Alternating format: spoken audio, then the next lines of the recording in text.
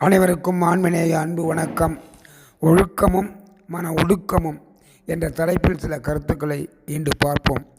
சன்மார்க்க ஒழுக்கத்திற்கு வந்தால் மனத்தை கட்டலாம், அல்லாவிடில் அது பெரும் உயர்கொம்புதான்.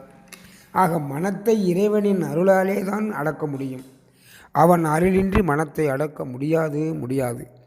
இதற்கு ஒரு உதாரணம் தருகிறேன். படிப்படைக்கு கேள்வியெல்லாம் பற்றரை விட்டடக்கி என்ற பாடலில் கடைசியாக மனக்குரங்கு குதித்த துடிப்பு அடக்கி ஆட்கொண்ட துறையே என வருவதால் மனக்குரங்கை அருட்பெருஞ்சோதி ஆண்டவர்தான் அடக்கி ஆட்கொள்ளுவார்.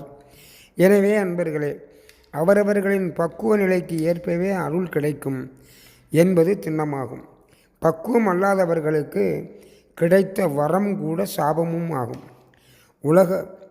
ஒழுக்கமின்றி 1000 ஆண்டுகள் வாழ்ந்தாலும் அது வரம் அல்ல, சாபமாகும். ஒழுக்கத்தோடு ஓராண்டு வாழ்ந்தாலும் அது அவனுக்கு கிடைத்த பெரும் வரமாகும். ஒழுக்கம் எவ்வளவு அவசியம் என்பது பற்றி கான்ட்ராக்டர் ஆறுமுகம் மூலமாக ஒரு சிறு விளக்கத்தினை என்று பார்ப்போம். ஒரு முறை ஆறுமுகம் ஐயா அவர்கள் பெருமானிடம் அற்புத சித்தியை பெறும் பொருட்டு குளிகை மணியை வேண்டுகிறார். பெருமானும் மிளகளவே உள்ள ஒரு குளிகை மணியை கொடுத்தார். அதை வாங்கிய ஆறுமுகம் தாங்க முடியாமல் கீழே போட்டு விட்டார்.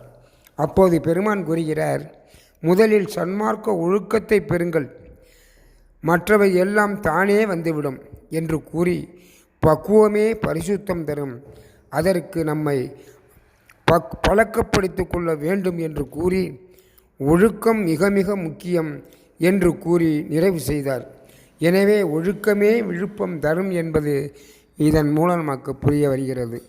அன்பர்களே, நாமும் சன்மார்க்க ஒழுக்கத்தில் இருந்து பெருநெறியை கடைபிடித்து நம் மனத்தை செம்மையாக இறைவனிடம் சேர்ப்போம். அருட்பெரும் ஜோதி, அருட்பெரும் ஜோதி, தனிப்பெரும் கருணை, அருட்பெரும் ஜோதி.